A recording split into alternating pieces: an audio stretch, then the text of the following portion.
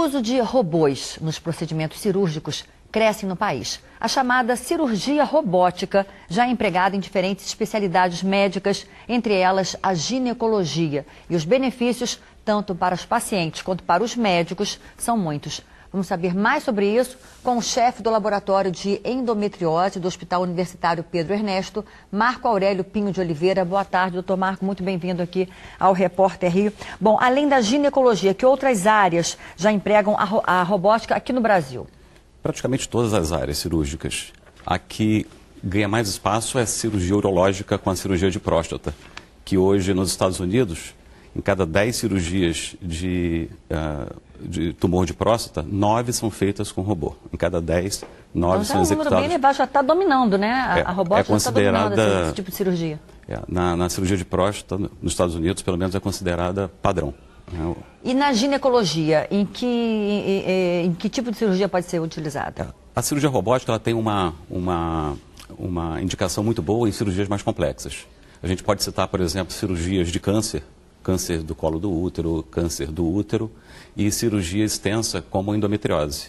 A própria área que nós trabalhamos lá no Hospital Universitário, a endometriose são cirurgias muito extensas, muito grandes, muito difíceis e o robô ele ajuda muito na execução desse tipo de cirurgia. A gente está vendo aí as imagens. Como é que funciona exatamente a utilização do robô nessas cirurgias? A cirurgia ela é uma evolução da cirurgia por laparoscopia, que é aquela cirurgia que se faz por furinhos. Em vez de fazer aquelas incisões muito grandes, antigamente eram grandes incisões, grandes cirurgiões. Hoje não. Hoje a gente faz cirurgia através de pequenos furos, como na laparoscopia, só que nós agora acoplamos o robô nesse instrumental. Então o controle ele é muito mais preciso. Nós temos você não treme, você tem movimentos muito precisos que imitam a mão do cirurgião. Ele faz aquele movimento de punho que um instrumento rígido não consegue fazer. E além disso, nós operamos num console vendo em 3D. Nós operamos com uma visão... tudo em 3D, imagem real mesmo. Imagem real, de alta definição, com muita qualidade. Nós temos um aumento, então nós enxergamos melhor na robótica do que fazendo uma cirurgia aberta, por exemplo.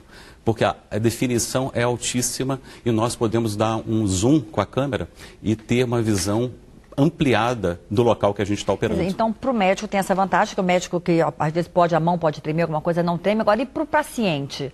Quais seriam as vantagens? Isso, como é uma cirurgia minimamente invasiva, você não tem aquele corte grande, a recuperação dessa paciente é uma recuperação muito rápida.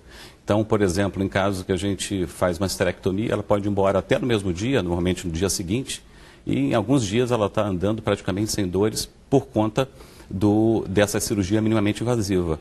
O que a gente acredita é que o robô, por ter movimentos mais delicados e mais precisos, você possa criar menos trauma ainda e essa paciente ter uma recuperação ainda mais rápida. E aqui no Rio, quais são os hospitais da rede pública que tem esse robô? São poucos ainda em tempo de Brasil. Para a gente ter uma ideia, hoje nos Estados Unidos são mais de 2.500 robôs.